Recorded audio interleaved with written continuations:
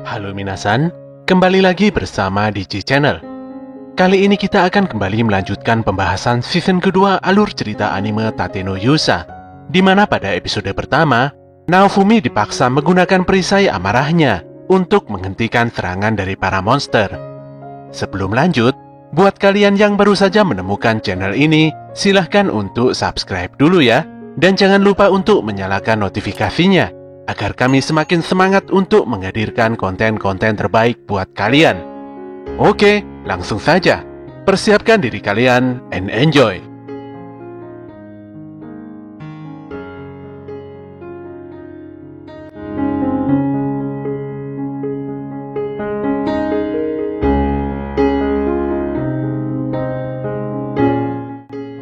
Tanpa alasan yang jelas, wanita misterius yang memiliki wajah rupawan ini memohon untuk segera dibunuh. Tentu saja, hal ini membuat Naofumi terkejut dan kebingungan. Setelah itu, tiba-tiba saja terdengar raungan keras dari monster kura-kura roh yang membuat Naofumi beserta dengan kelompoknya terasa tertekan. Anehnya, wanita misterius tersebut tiba-tiba menghilang, bersamaan dengan berhentinya suara raungan sang monster. Scene pun berpindah di dalam sebuah ruangan khusus, di mana di dalamnya terdapat beberapa jenderal perang dari negara yang sedang serius membicarakan cara untuk menghentikan serangan monster kura-kura roh. Saat ini, situasi telah menjadi begitu genting, di mana setelah kura-kura roh menghancurkan ibu kota, dia akan menuju ke tempat ini sebelum berhenti beraktivitas. Bila yang dikisahkan dalam legenda benar adanya, maka kura-kura roh akan beristirahat selama 2-3 hari. Selain itu, menurut legenda, kura-kura roh akan menyerang wilayah yang berpopulasi padat penduduk. Dari sinilah diperkirakan kura-kura roh nantinya akan menyerang wilayah kerajaan Longhirot. Jadi bisa dibilang kalau kura-kura roh hanya akan singgah sementara di kerajaan kura-kura roh ini. Selain itu, kura-kura roh sepertinya tidak akan bisa mengabaikan sejumlah pasukan besar yang telah dikumpulkan. Naofumi yang sedari tadi mengikuti rapat ini pun memotong dan bertanya tentang bagaimana cara mereka semua untuk mengalahkan monster besar tersebut. Bagaimanapun juga, mereka semua tidak memiliki waktu yang banyak. Semua orang di sini harus menyiapkan rencana pencegahan sebelum kura-kura roh bangun dari tidurnya. Jenderal Haikazuya pun menggebrak meja dan menentang Naofumi. Dengan menggebu-gebu, jenderal ini mengungkapkan kalau semua orang di tempat ini memiliki ksatria dan prajurit kuat, di mana semua prajurit ini adalah gabungan dari setiap kerajaan. Kalau menyatukan kekuatan, dia yakin kura-kura roh pasti tidak akan berkutik. Parahnya, beberapa jenderal lain pun mendukung keputusan ini. Mereka semuanya seakan-akan tidak memperdulikan dan membutuhkan bantuan dari keempat pahlawan legendaris. Saat itulah, jenderal dari kerajaan kura-kura roh berkomentar. Dia pun menjadi agak pesimis, karena meski telah mengerahkan 1.000 hingga 10.000 pasukan, pergerakan kura-kura roh tidak kunjung berhenti. Menurut sang jenderal, mustahil mengalahkan kura-kura roh dengan cara biasa. Dengan serius dia berkata, kalau semua negara membutuhkan kekuatan dari 4 pahlawan legendaris, tentu saja Naofumi menyanggupinya. Namun Naofumi meminta agar semua orang tidak terlalu gegabah dalam melangkah. Naofumi ingin menekan jumlah korban jiwa di medan pertempuran. Dengan demikian, hal tersebut tidak bertentangan dengan tugas utamanya, yaitu menghadapi gelombang malapetaka.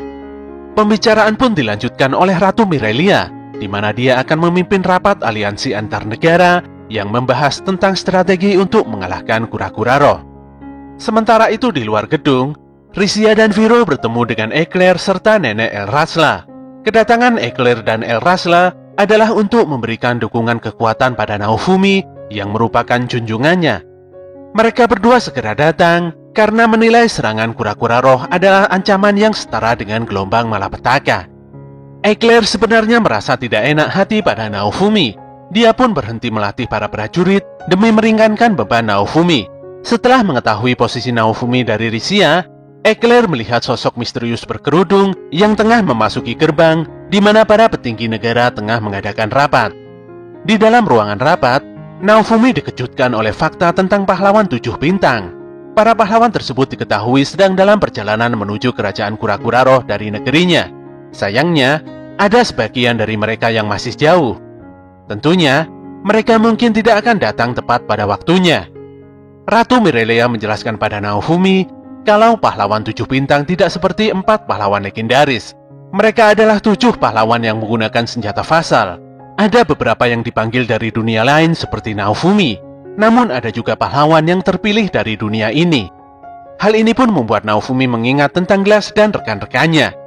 Selain itu, Ratu juga menjelaskan kalau saat ini pahlawan 7 bintang lebih lemah dari 4 pahlawan legendaris. Bagi Naofumi, eksistensi pahlawan 7 bintang merupakan hal yang baik daripada tidak ada tambahan kekuatan sama sekali. Saat itulah, sosok wanita misterius telah muncul dan bergabung di dalam rapat para petinggi negara. Naofumi pun terkejut ketika Jenderal Kura-Kura Roh memanggil wanita ini dengan sebutan yang mulia. Ternyata, wanita cantik ini adalah selir dari mendiang Raja Kerajaan Kura-Kura Roh yang sekaligus menjabat sebagai wali negara. Wanita ini pun memperkenalkan dirinya yang bernama Oz Horai. Horai menjelaskan kalau penampilan fisiknya memang mirip seperti manusia. Dia pun membuka identitas aslinya yang ternyata adalah roh pelayan atau bawahan dari Kura-Kura Roh. Pengakuan ini pun membuat para jenderal sangat terkejut. Demikian pula dengan Jenderal Kura-Kura Roh yang selama ini melayaninya. Naofumi sadar kalau Horai mirip dengan sosok monster kelelawar dan gorila yang ditemuinya. Hanya saja, Horai lebih baik karena dia berwujud seperti manusia biasa. Jenderal Kura-Kura Roh masih kebingungan, dan dia menanyakan apa yang sebenarnya telah terjadi pada Horai. Horai sendiri pun hanya bisa meminta maaf, karena semua yang dilakukannya selama ini hanyalah sebuah kebohongan semata. Tugas Horai selama ini adalah melakukan pendekatan pada penguasa negara, dan melakukan segala tipu daya muslihat untuk mengumpulkan jiwa manusia. Mendengar penjelasan Horai yang tiba-tiba dan tidak begitu jelas, membuat Naofumi ingin memastikan apa sebenarnya tujuan utama Horai. Dengan jujur Horai menjawab kalau dirinya telah diberikan tugas oleh tuannya yang merupakan Kura-Kura Roh untuk mencegah munculnya gelombang malapetaka. Tentu saja untuk menghentikan gelombang tersebut, dia harus menggunakan jiwa manusia sebagai sumber daya utamanya. Tipe familiar manusia seperti Horai ditugaskan untuk menipu manusia yang memiliki kekuatan serta kekuasaan. Nantinya, dia akan menciptakan perang antar negara sehingga Kura-Kura Roh bisa mengumpulkan banyak jiwa. Kalau cara itu gagal, dia akan menggunakan para monster untuk menyerang manusia dan mengambil jiwanya secara bertahap dari seluruh penjuru dunia. Jika cara ini masih gagal, maka jalan terakhirnya adalah segel Kura-Kura Roh akan terlepas dan monster ini akan mengintai dunia hingga banyak korban jiwa yang tidak terhitung jumlahnya. Namun saat ini, ada seseorang yang telah merusak segel Kura-Kura Roh dengan sengaja. Hal ini pun menyebabkan Kura-Kura Roh melakukan penghancuran, walaupun bukan atas kemauannya sendiri. Walaupun Kura-Kura Roh telah mendapatkan kekuatan untuk menghentikan gelombang malapetaka, namun saat itu, dunia pasti sudah musnah. Kalau hal ini sampai terjadi, maka tentu saja Horai tidak bisa memenuhi tugasnya. Untuk itulah, Horai memohon pada Naofumi untuk menghancurkan dan membunuh Kura-Kura Roh. Dari penjelasan Horai, dapat ditarik kesimpulan kalau untuk saat ini, Kura-Kura Roh bergerak bukan karena keinginannya sendiri.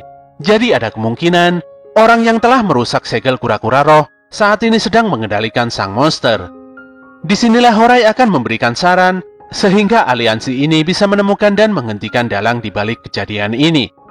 Horai juga berkata kalau Kura-Kura Roh sedang menuju tempat di mana banyak orang berkumpul, jadi bisa dipastikan kalau tempat ini akan menjadi incaran Kura-Kura Roh selanjutnya. Lagi-lagi jenderal dari negara Haikazuya menjadi kesal dan marah.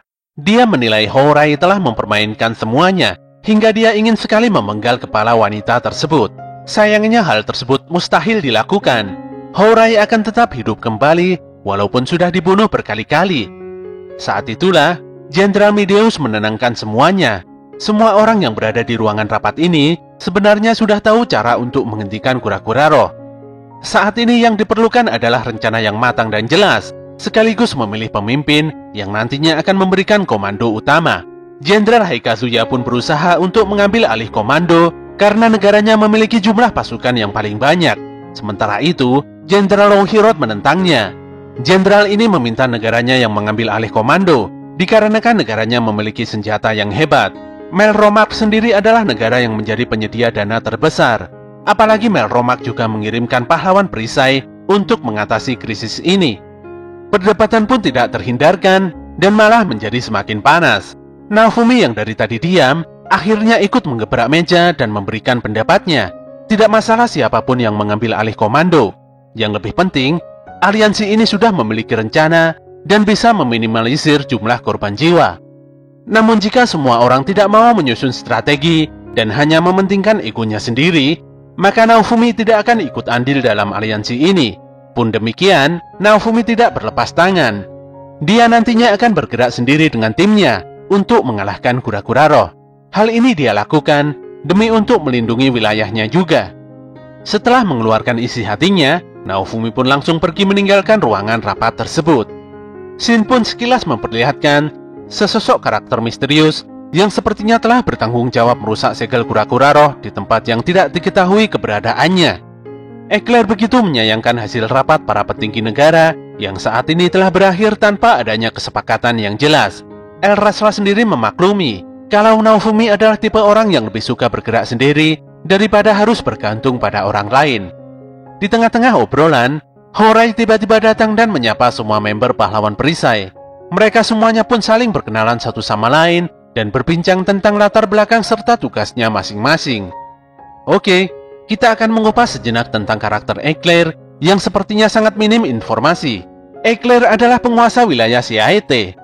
Naofumi diberikan tugas oleh pihak kerajaan untuk mengurus wilayah otonomi ras setengah manusia di Siaete. Saat itulah, Eclair menawarkan diri untuk melatih teknik berpedang pada ras setengah manusia di wilayah tersebut. Sejak saat itulah, Eclair terus melatih kemampuan berpedang Raptalia dan Risia. Untuk menggantikan ayahnya yang telah gugur di gelombang malapetaka yang pertama, Eclair ingin menebus kegagalannya dengan melindungi Siaete. Walaupun hal itu mungkin saja tidak akan bisa menebus kegagalannya.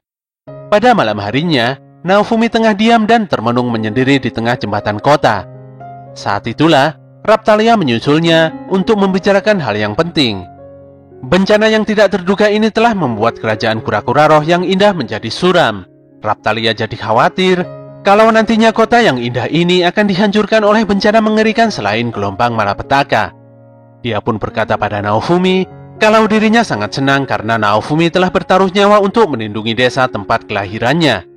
Namun Raptalia berharap agar Naofumi tidak hanya memikirkan desanya saja. Walaupun mungkin saja Naofumi tidak sependapat dengan Raptalia, namun para jenderal yang mewakili wilayahnya masing-masing pasti bukanlah orang yang jahat. Mereka hanya ingin melindungi negerinya, seperti Naofumi yang juga ingin melindungi wilayahnya. Raptalia pun memohon agar Naofumi bersedia untuk mengambil alih komando. Bersama dengan member partinya, Raptalia mengajak Naofumi untuk membuat rencana yang tidak bisa dibantah oleh para jenderal tersebut. Dengan demikian, semua orang pasti akan mendengarkan Naofumi yang merupakan seorang pahlawan. Hal ini pun pada akhirnya membuat Naofumi menjadi maklum. Keesokan harinya, Naofumi mulai memberikan pengarahan pada semua jenderal dan pasukannya tentang strategi penanggulangan serangan kura-kura roh. Sesuai dengan legenda, kura-kura roh akan pergi ke tempat yang banyak jiwanya. Dengan mengandalkan jumlah pasukan yang banyak, mereka hanya perlu memancing kura-kura roh di tempat yang sudah ditentukan. Jadi semuanya tidak perlu repot-repot menunggu kedatangan sang monster di pusat kota. Tidak perlu juga untuk mengalahkan kura-kura roh, karena nantinya Naofumi sendiri akan membereskan sisanya. Disinilah, Jenderal Haikazuya akan menyiapkan batalion penunggang naga terbaiknya untuk dijadikan umpan. Batalion ini terdiri dari kavaleri, pasukan berat, dan prajurit pemanah. Selain itu, Jenderal Haikazuya mengungkapkan kalau bangsanya memiliki prajurit terkuat di negeri ini.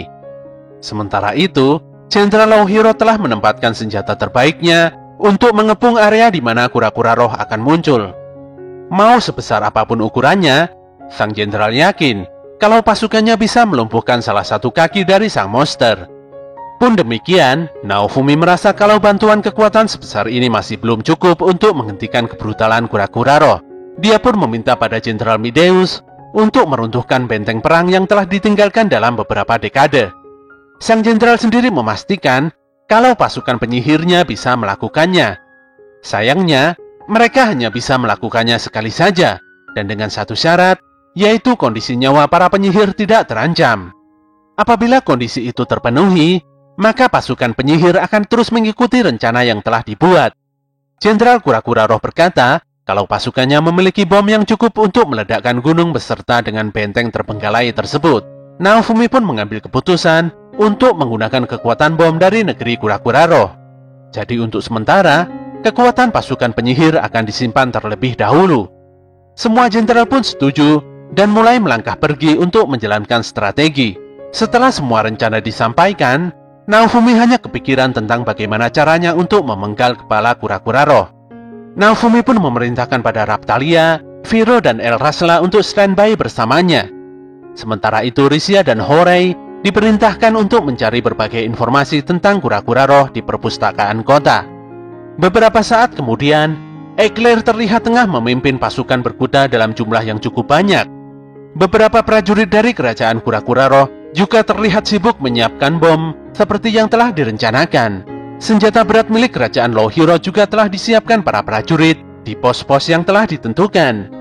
Sementara itu, Risia, Horei, dan Ratu Mirelia masih terlihat sangat sibuk untuk membaca-baca tumpukan buku dan mencari informasi tentang kura-kura roh. Naofumi sendiri bertindak sebagai juru masak di kamp aliansi para prajurit. Pada malam harinya, Naofumi dan partinya nampak sedang duduk dan berkumpul bersama. Suasana menjadi semakin menyenangkan karena di tengah-tengah mereka ada api unggun yang begitu hangat. Eclair menyampaikan sebelum berangkat menuju kerajaan kura-kura roh, dia sempat mampir ke ibu kota Melromark dan ada beberapa titipan dari Paman Enhard. Enhard yang baik hati telah memberikan beberapa senjata pilihannya untuk digunakan oleh Naofumi dan partinya. Raptalia mendapatkan pedang Usauni yang begitu indah. Viro mendapatkan cakar Inold, sementara Risia sendiri mendapatkan kostum Kigurumi yang menyerupai Viro. Pembicaraan pun terus bergulir dengan nyaman dan akrab, tanpa adanya kepalsuan sedikit pun di dalamnya.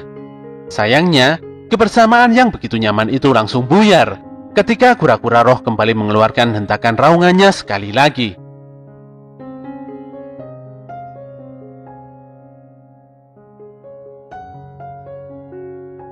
Oke minasan, itulah akhir dari alur cerita anime Tatenuyusa season kedua, episode 2. Semoga konten sederhana ini bisa menghibur kalian semuanya. Kritik dan saran kalian akan selalu kami tunggu demi kebaikan channel ini. Bantu kami untuk terus mengembangkan channel ini dengan klik tombol like, komen, dan subscribe. Apabila info dari channel ini bermanfaat, silahkan kalian bagikan kepada teman-teman kalian. Dan apabila ada penyampaian dari kami yang kurang benar ataupun tidak pas, kami mohon maaf yang sebesar-besarnya. Tetap semangat, dan sampai jumpa kembali di konten kami selanjutnya.